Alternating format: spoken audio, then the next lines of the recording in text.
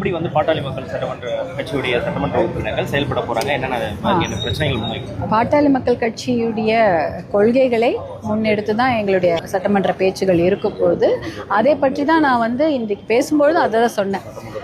தொழில் வளர்ச்சி, வேளாண் வளர்ச்சிக்கு முக்கியத்துவம் கொடுக்க வேண்டும் அப்படின்னு சொல்லியிருந்தேன். அதே போல் நீடித்த சுற்றுச்சூழல் வளர்ச்சிக்கு முக்கியத்துவம் கொடுக்க வேண்டும், நீர் மேலாண்மைக்கு முக்கியத்துவம் கொடுக்க வேண்டும், அதே போல் கல்வி மருத்துவத்துக்கு முக்கியத்துவம் கொடுக்க வேண்டும், பெண்கள் பாதுகாப்புக்கு முக்கியத்துவம் கொடுக்க வேண்டும், போதை ஒழிப்பு மது ஒழிப்புக்கு முக்கியத்துவம் கொடுக்க வேண்டும் போன்ற இத்தனை மக்கள் நலன் சார்ந்த திட்டங்களை பற்றி தான் பாட்டாளி மக்கள் கட்சி தொடர்ந்து பேசிக்கொண்டு வருகிறது.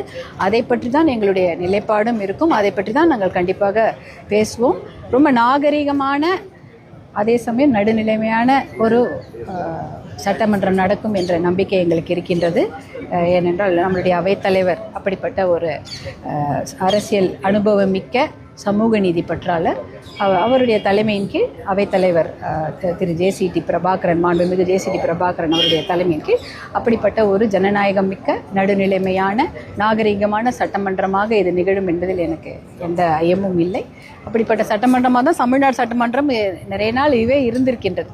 தமிழ்நாடு சட்டமன்றத்தில் எத்தனையோ பெரிய பெரிய தலைவர்கள்லாம், முதலமைச்சர்கள், தலைவர்கள் இருந்திருக்கிறாங்க. என்னுடைய தாத்தா அவர்கள்லாம் இங்கே எத்தனையோ முறை சட்டமன்றத்தில் பேசி நிறைய விஷயங்களை சாதித்திருக்கிறார்கள். அவர்களுடைய வழி வந்து நாங்கள் எல்லாருமே பாட்டாளி மக்கள் கட்சி சார்பாக இதை நாங்கள் முன்னெடுத்து சொல்லுவோம். டீசென்ட் அண்ட் டெவலப்மெண்ட் பாலிடிக்ஸ் தான் எங்களுடைய வழிகள். இப்போ 717 கலை அப்படின்னு மூடி இருக்காங்க டாஸ்மாகில். இது வந்து பூரண மதுவிலக்கு நோக்கி போகும், இந்த அரசு எடுத்துகிட்டு போவாங்க அப்படின்னு இப்படிப்பட்ட ஒரு நம்பிக்கை எங்களுக்கு இருக்கிறது. பூரண மதுவிலக்கு தான் பாட்டாளி மக்கள் கட்சியின் கொள்கை. படிப்படியாக என்று சொல்லி இப்பொழுது முதல் கட்டமாக 717 மதுக்கடைகளை மூடியிருக்கிறாங்க. 717 மதுக்கடைகளை மூடினால் கண்டிப்பாக அதே போல் 3 மடங்கு சந்துக்கடைகள் திறக்கப்படுகிறது. நாங்கள் கண்கூடாக பார்த்து விட்டோம். எத்தனையோ போராட்டங்களை பாட்டாளி மக்கள் நடத்தி, எத்தனையோ எங்களுடைய பாட்டாளி மக்கள் கட்சி நிர்வாகிகள் மதுக்கடைகளை இழுத்து மூடிவிட்டு அதற்காக சிறைவாசமெல்லாம் அனுபவித்திருக்கிறார்கள். ஆனாலும் அந்த கடைகள் மறுபடி திறக்கப்படுவதையும், அப்படி மூடப்பட்ட கடைகளுக்கு பதிலாக ஒரு 3 மடங்கு 4 மடங்கு மறுபடி சந்து கடைகள் திறக்கப்படுவதையும் பார்த்திருக்கிறோம்.